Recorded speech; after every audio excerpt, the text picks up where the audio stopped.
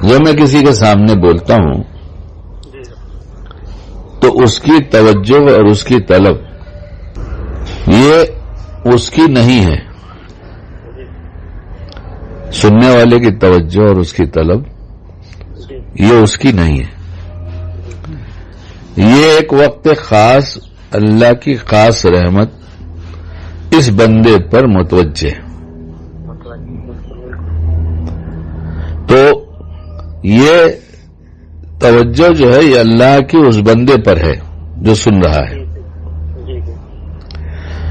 اور اس توجہ کی برکت سے وہ بندہ پوری طلب کے ساتھ اچھی نیت سے سن رہا ہے.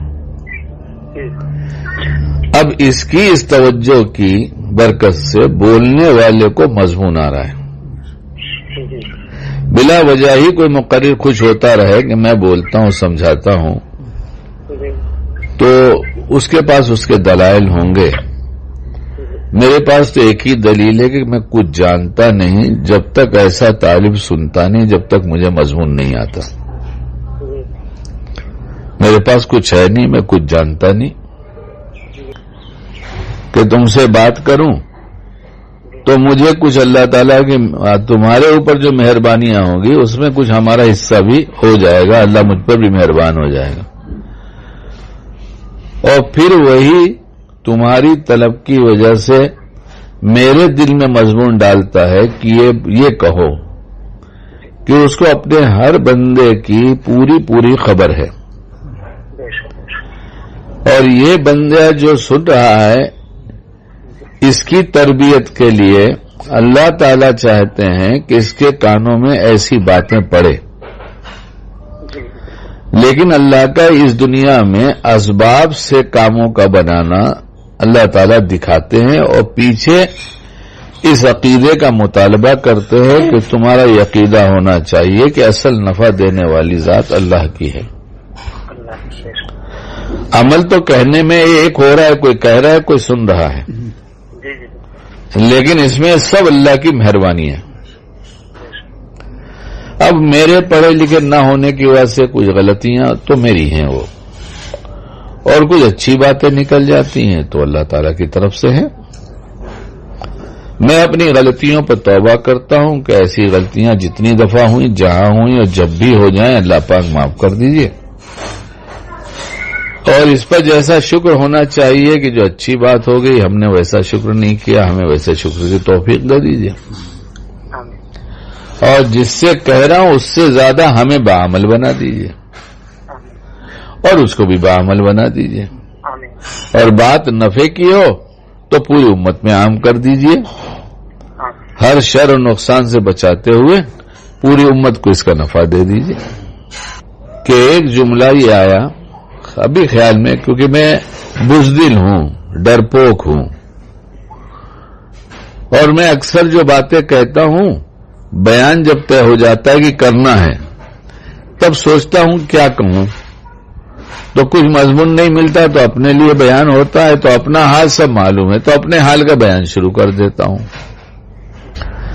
تو میرا حال یہ ہے کہ اگر مجھے کہیں اکیلا رات میں کسی تنہائی میں جانا ہو تو میں ڈرتا ہوں، مجھے خوف ہوتا ہے. وہ خوف کس بات کا ہوتا ہے یہ بھی مجھے پتا نہیں، مگر ایک خوف ہوتا ہے تنہائی کا، اکیلے پن کا. ممکن ہے کسی اور کو بھی ہوتا ہوں،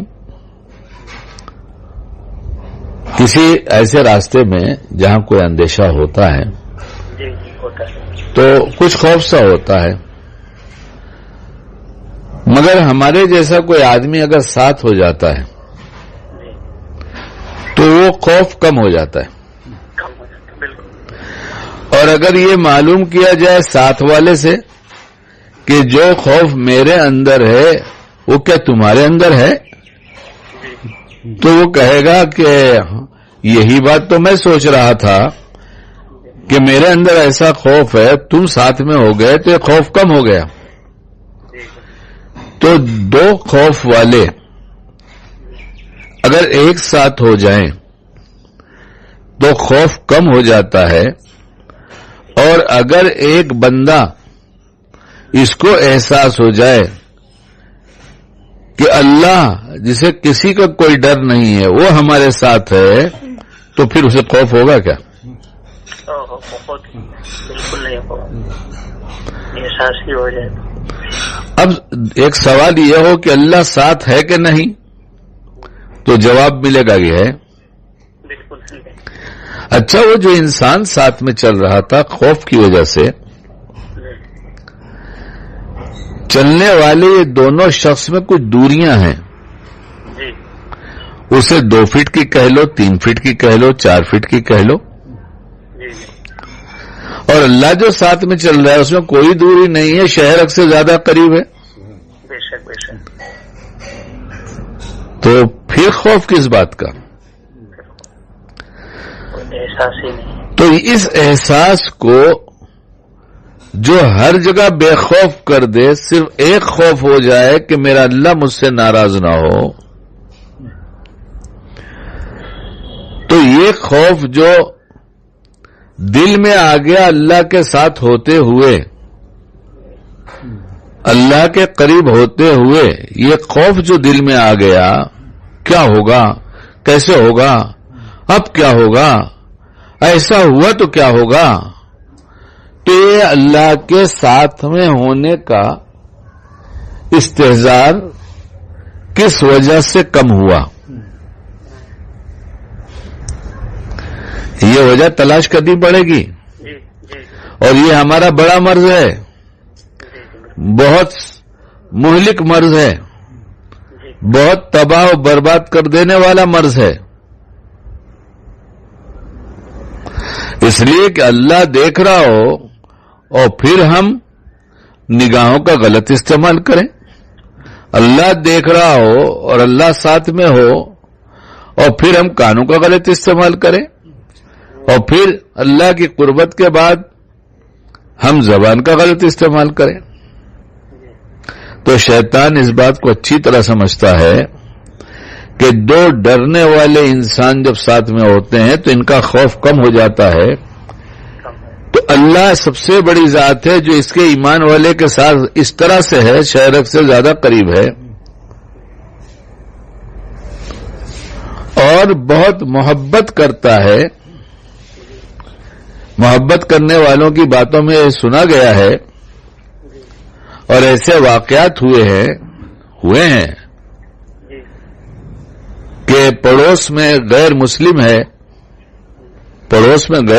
ہے، فساد کا زمانہ آ گیا ہے، تو پڑوس کے سارے مسلمان کھڑے ہو گئے کہ کوئی اس پہ آنکھ نہیں اٹھائے گا، اگر کچھ ہو تو پہلے مجھ پر، بعد میں اس پر۔ اور ایسی ہندوز فیملی بھی یہاں ہے، ایک نہیں، یہ تو پیار کے ساتھ جیے، زندگی بھر پیار کے ساتھ جیے، یہ تو جھگڑا شیطان لگا رہا ہے کہ 1-2 گھر مسلمانوں کے ہیں، 4 گھر مسلمانوں کے ہیں، تو گاؤں والوں نے کہہ دیا دوسرے آنے والوں سے کہ ہاتھ بھی نہیں لگا سکتے، پہلے ہماری جان جائے گی پھر ہمارے بھائیوں کی جائے گی۔ تو ساتھ میں جو چلنے والے ہیں وہ ایک دوسرے کے ساتھ محبت کرتے ہیں، اور اگر کوئی بات پیش آ جائے تو ہر ایک یہ چاہتا ہے کہ پہلے آگے میں بڑھوں گا تیری حفاظت کے لیے۔ یہ محبت کرنے والے آپس میں ایسے محبت کر رہے ہیں، اللہ اس سے بہت زیادہ محبت اپنے بندوں سے کرتا ہے۔ تو ساتھ میں بھی ہے، طاقت بھی ہے، اس سے بڑی کوئی طاقت نہیں ہے، اور حفاظت بھی کرے تو کوئی اسے بال بھی کا نہیں کر سکتا۔ اس احساس کو مردہ کیسے کیا جائے، شیطان نے اس کی بڑی محنت کیا، شیطان نے اس پہ بہت محنت کیا، اور انبیاء پہ بس نہیں چلا۔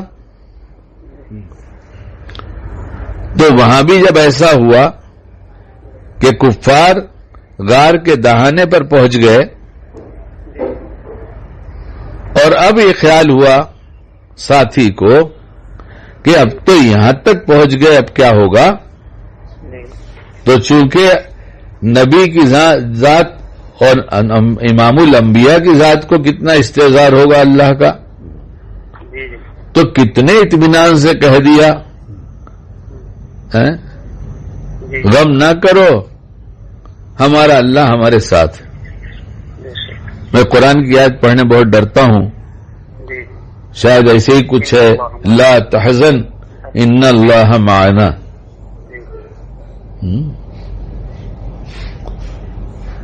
تو یہ کیا، یہ کیفیت کہ اللہ ہمارے ساتھ ہے، اگر یہ پیدا نہیں ہو سکتی تھی تو اس کے حاصل کرنے کی بات نہیں بتائی گئی ہوتی۔ ابھی وہ جبرائیل والی حدیث جس میں خود آ کر خود سوال کر رہے ہیں، خود جواب بھی سننے کے بعد تائید بھی کر رہے ہیں، مل احسان، یہی ہے نا؟ احسان کیا ہے؟ اسلام کیا ہے؟ ایمان کیا ہے؟ احسان کیا ہے؟ تو شیطان نے کہا کہ اس احساس کو ختم کرو کہ ان کے ساتھ اللہ ہی یہ بھول جائیں، تو یہ خائف ہو جائیں گے، اور جب ان کے اندر خوف غالب ہو جائے گا تو خوف کی وجہ سے کرنے والے کام سمجھ میں نہیں آتے کہ کب کیا کیا جائے۔ بالکل بالکل صحیح۔ اور جب یہ بھول جائے گا تو اس کی ساری تدبیریں الٹی ہو جائیں گی۔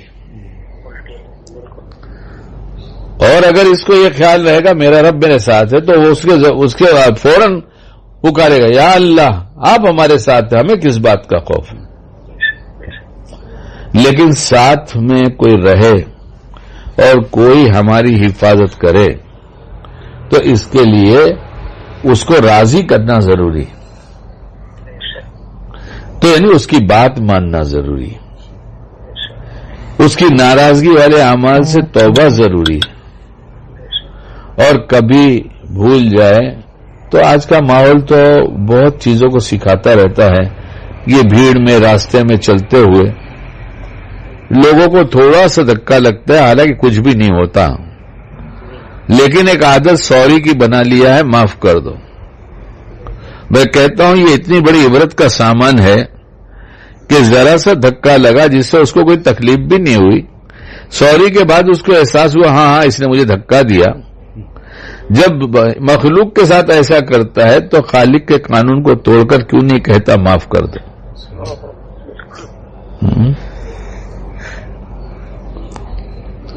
پھر ایک تو یہ کہ گناہ کرا کے دوری کیا، پھر 5 وقت کی نماز دے کر اللہ نے اس احساس کو بڑھانا چاہا کہ 5 وقت مختلف اوقات میں سے جب تو اپنے مشاغل کو چھوڑ کر میرے گھر میں آئے گا اور میرے قریب آئے گا تو میں دیکھ رہا ہوں، میں تیرے ساتھ ہوں، یہ احساس تیرا پھر بڑھ جائے گا۔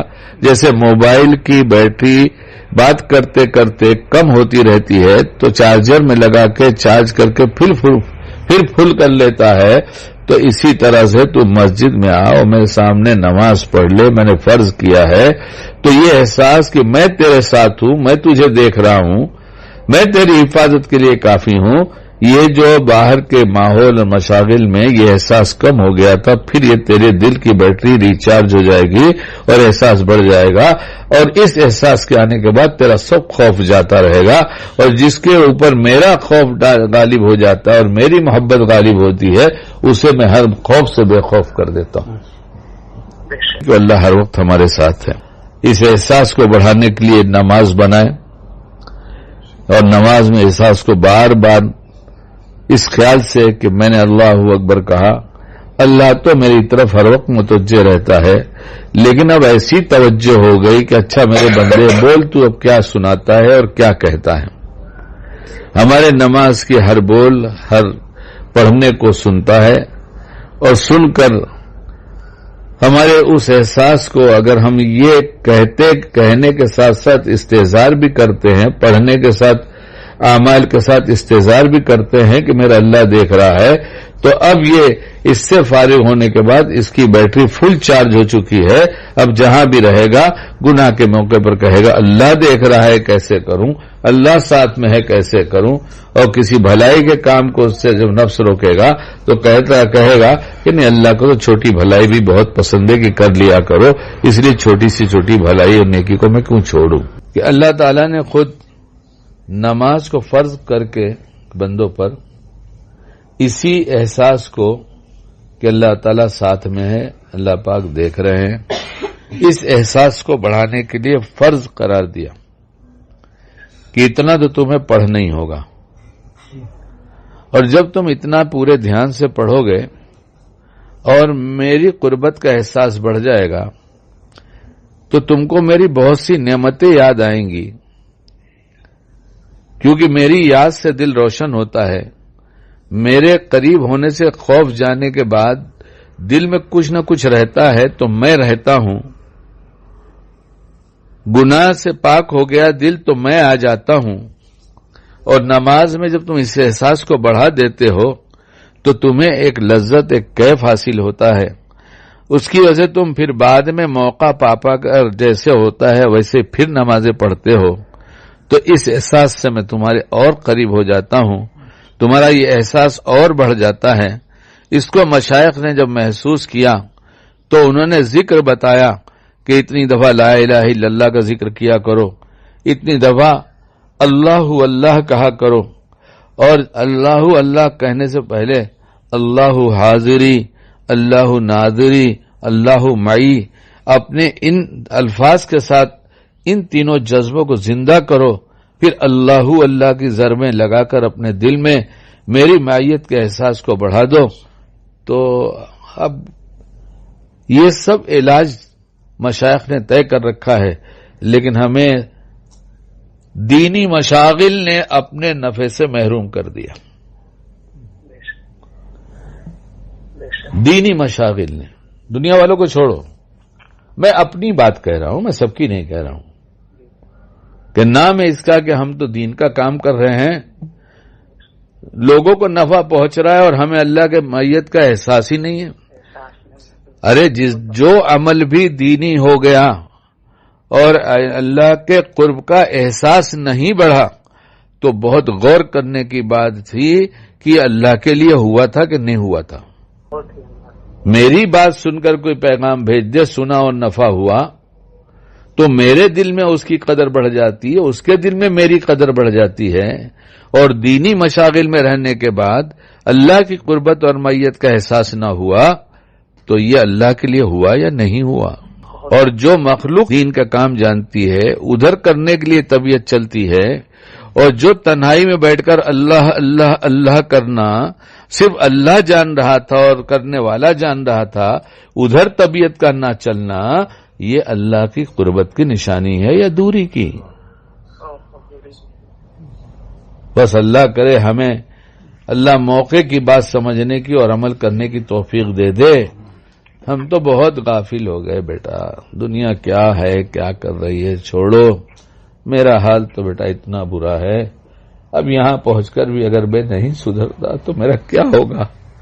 میرے موت کے دن تو بہت ہی زیادہ قریب آ گئے، جو طبعی عمر بتائی گئی ہے اب تو وہ کراس ہو رہی ہے، ہو چکی ہے، کسی گھڑی بھی چلا جاؤں گا۔ کل یہی سوال ہو جائے کہ تو نے تیرا حساب لگایا کیا؟ کسی دن تو نے تیرا حساب لگایا بڈھے؟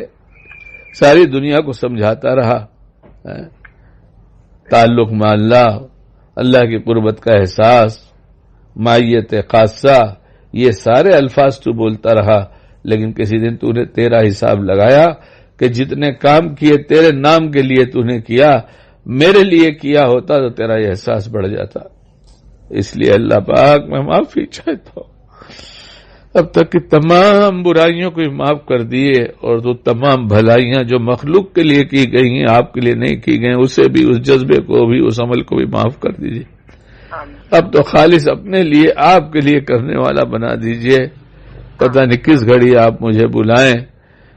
اے اللہ، یہ احساس جس سے بندے کو قوت تو پہنچتی ہے، لیکن قوت کے ساتھ ساتھ محبت بھی بڑھتی ہے کہ میرے اللہ نے میرے دل میں کیا چیز ڈال دیا ہے کہ ہر وقت اس کا خیال رہتا ہے۔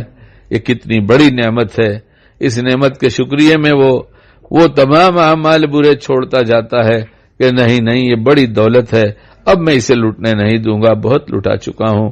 کاش یہ الفاظ احساس کی گہرائی میں ایسی جگہ پہنچ جائے جہاں مجھے نفع ہو جائے اور ہمارا خاتمہ ایمان پر ہو جائے، اور اللہ ہماری اور پوری امت کی بگڑی بنا دے۔ اللہ ہماری پوری امت کی بگڑی بنا دے. آمین. ہم جو نیکیاں کرتے ہیں اس میں روحانیت پیدا کر دے، حقیقت پیدا کر دے.